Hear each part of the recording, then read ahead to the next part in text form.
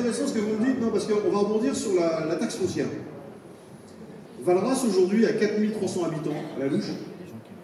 En été, vous avez 6000 résidences secondaires en plus. Ce qui veut dire que Valras, aujourd'hui, a 10 000 résidences, 6 000 qui payent de la taxe foncière, qui utilisent zéro service, et 4 000 qui utilisent avec les écoles et autres.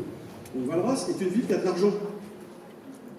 Parce que quand vous avez 6 000 maisons qui payent de la taxe foncière, de la taxe d'habitation et qui n'utilisent pas les services, forcément la ville a de l'argent. Vous voyez? Non, je ne vais pas critiquer. J'allais critiquer encore, mais je ne le fais pas. Ça sert à rien.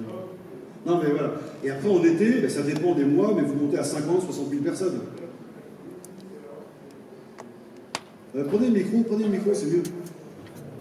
Où sont les chefs du micro? Ouais, elle arrive. On allume la salle, s'il vous plaît. Alors, je vais vous donner des chiffres qui peuvent être intéressants, vous ne connaissez peut-être pas.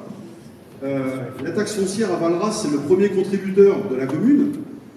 Est-ce que vous savez qui est le deuxième contributeur de la commune? Qui est-ce qui apporte le plus d'argent à la commune après la taxe foncière? Le casino. Le casino apporte à la commune, en moyenne, tous les ans, 2 millions d'euros. C'est une convention, les villes qui ont des casinos, le casino reverse à la commune un pourcentage de ses recettes. Je crois que c'est 17%.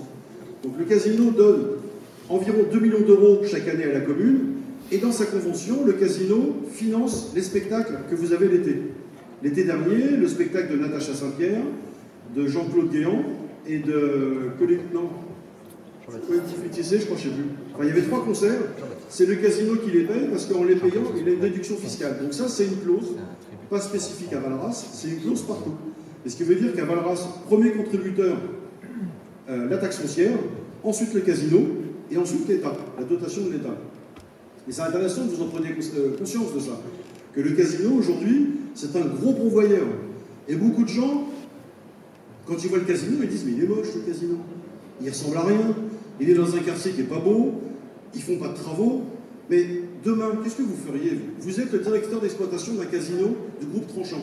Alors, je parle pour eux, je ne leur ai pas posé la question. Ce que je vous dis, ça n'engage que moi. Vous êtes le directeur d'exploitation d'un groupe. Vous avez 10 casinos en France.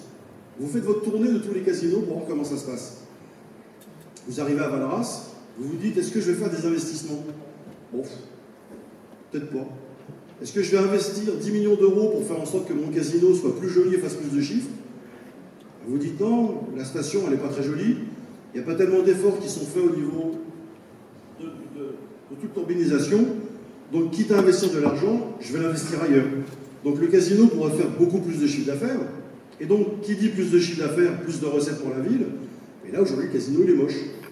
Il y a des terrains à côté, ils ont déposé un permis de construire qu'ils ont eu, mais ils ne construisent pas. Alors, il faudra leur poser la question. Mais si on a un peu de jugeote et qu'on essaie de comprendre, quand on est chef d'entreprise et qu'on a fait des investissements, on se dit, je vais investir là où ça me rapporte. Voilà le sujet de la taxe.